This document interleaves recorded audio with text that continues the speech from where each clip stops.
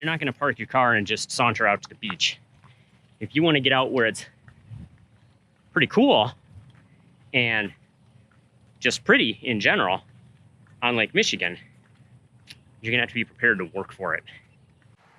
Welcome to Grandmere State Park.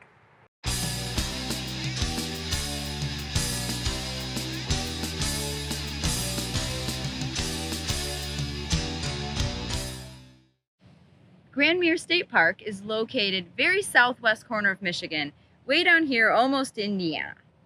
And it is right next to I-94, literally across the street, because in one of the parking lots here, the main parking lot, the entrance sign, you can see the freeway and the trucks going by. Once you're further into the park down the road, you can't see it. Obviously, you can still hear the freeway. Yeah, you can hear the big trucks At least from the parking lot. Once you get further in, you're not going to hear any freeway noise. At a little over 1,100 acres of mostly undeveloped land, Grandmere State Park kind of seems to have been forgotten. Yeah, as I hiked through it, you know, it makes me think of when you're in big cities and they have like abandoned factories and warehouses and people make a hobby out of climbing through them and exploring them. I kind of felt that way going through the hike here at Grandmere. It's like there used to be stuff here. I mean, there's a picnic shelter, there's vault toilets, there's a half a mile of supposedly a paved nature trail. But as I found, not only is the pavement in really bad condition, it's been cracked, the roots have come up under it, the sand and mud and dirt have overtaken it, but supposedly the nature signs of there's like markers 1, 2, 3, 4 that might have had something at one time. There's nothing there. And yeah, this kind of seems to be, I don't know if it's been forgotten or just as the landscape has changed, they just haven't really developed or continued to develop it. Well, as you were reading in your research, they said it's a textbook example of what happens when you see land change from aquatic to terrestrial, right? So, you know, you've got the dunes on one end of this park and the shoreline. It's about a mile of shoreline on Lake Michigan, which is really pretty. I hiked out there and saw it. It was a tremendous view. It was a terrible hike, but it's also super hot, and I've got some footage and we'll show you that. But what they were saying is at one time this area had a chain of 5 lakes that were protected behind the dunes. So they were open, aquatic, you could boat, fish, all sorts of things in them. But over time, the land has overtaken it. So they've gone from open aquatic areas to bogs, to marshes, to closed in forests. And so what was 5 is now 3 and is really only about 1.5, because as we saw, the bench that's supposed to overlook lake number 3 is now overlooking really nothing but woods and bog area.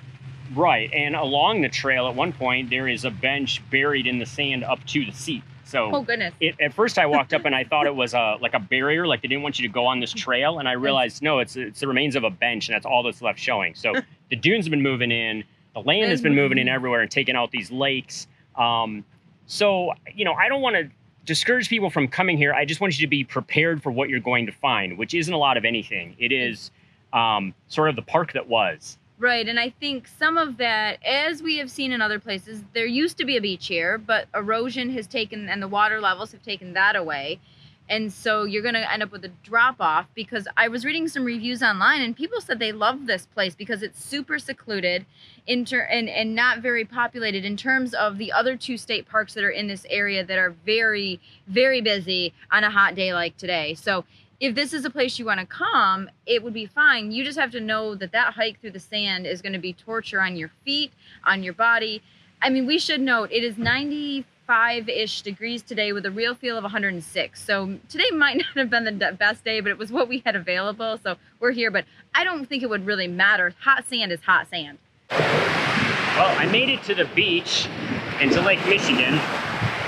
It's nice walking along here because I can put my feet in this cool water, because I'm pretty sure I burned them on the sand.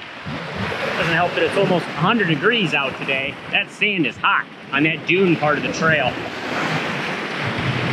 And I was hiking in Keens thinking, okay, it's a sand dune, so maybe at some point I want to kick them off or whatever, but I'd have for some protection. Well, what was happening was sand kept getting caught up inside there.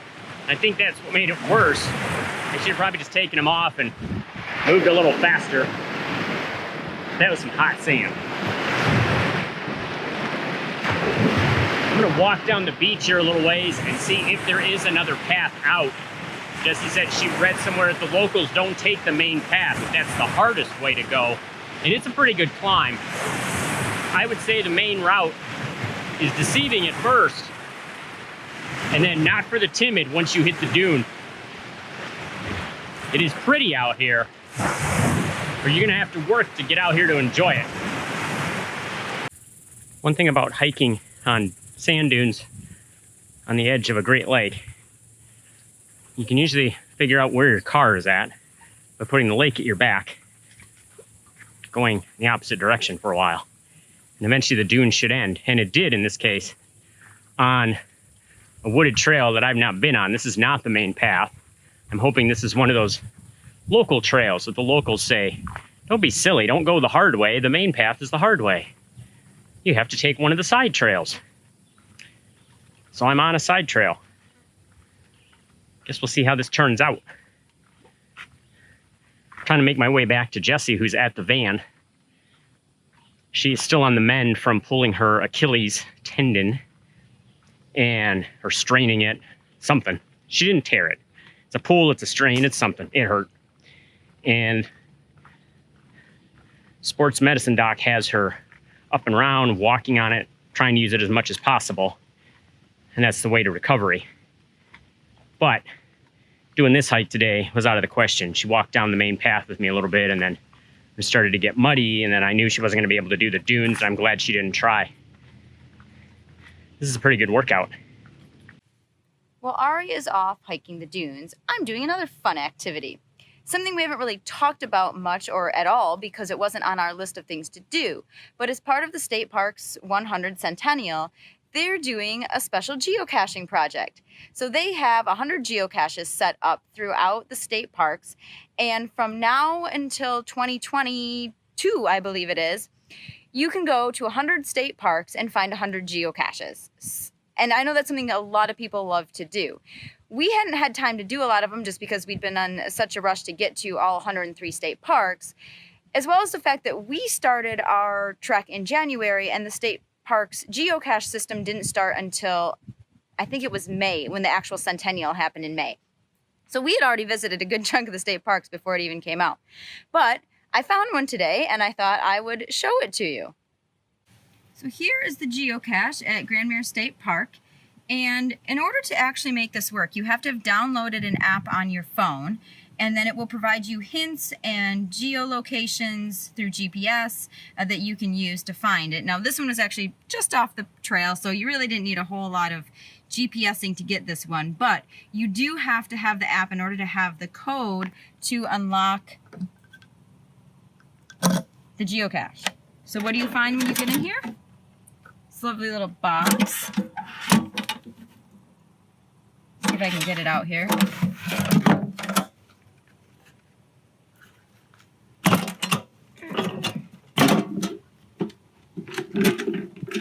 All right, so we have the cache open, and what you'll find inside is a logbook. And that logbook will contain all the names of the people who have found it and the dates they found it and little notes. And sometimes you can even pick up little trinkets. And usually, like it says, please only take one per child. You don't have to leave something. It's just nice. Take something, leave something. But essentially, that's what the geocaches are all about. Those little fun things that you can find. It's another way for the state parks to get you out and hiking and visiting all of the state parks. So check it out if you happen to be in there. It's a free app that you can download. And I think that this is another cool thing. Now that I found one, I'm hoping to find some more when we go to the other state parks.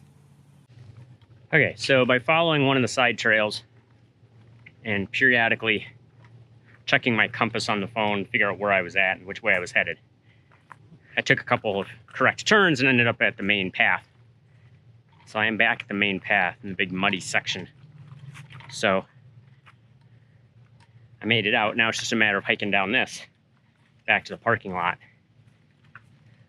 I don't know that I would say that that local trail is any better. While you're not on the dune, on the trail there, it's more shaded because you're in the woods. This main path is out in the sun. But, sorry, there's lots of things to trip over, lots of bugs. I've been wiping my face and I was dealing with the sand from my shoes and my feet, and who knows, I could be coated in sand on my face and I wouldn't even know it. Guess I'll see it when I watch the video. If you are from the area in particular, or you like to just get away from people, this could be a fun place to be at times. Maybe when it's not, 100 degrees out here, but definitely it's secluded. I can see where there's probably not a lot of people out here using it all the time because it takes a little more work. Well, so in that way, it's kind of neat. And you said there were actually other trails, right? Like you could wander the dunes. There are all kinds of trails on the dune itself, and there are all kinds of trails in the woods. Nothing is labeled or marked in any way. So you're going to want to keep your bearings, have a compass with you, something, just kind of know. And I think I say in one part of my video while I'm in there that, when you're hiking near a Great Lake and the parking lot's in the opposite direction, just keep the lake at your back. But once you're in the woods, I can see where people get turned around in there. And it's 1,100 acres of land here. So it's large enough that you want to be careful and keep that in mind when you're out hiking around, and don't take it casually. Don't go in there without water. You need to have plenty of water with you. Be prepared for it. That's just something that you want to keep in mind. So overall impression, I wouldn't recommend this park when it's like 100 degrees outside. No. If it was cooler, it would probably have been a nice hike. And I'm kind of bummed that I didn't get to go because you did say the views were quite spectacular. It was a very nice view, and it was nice to, be in the water once I got down there. Maybe when it's in the 70s, I'll come back. In the meantime, keep on trekking. And we'll see you out there.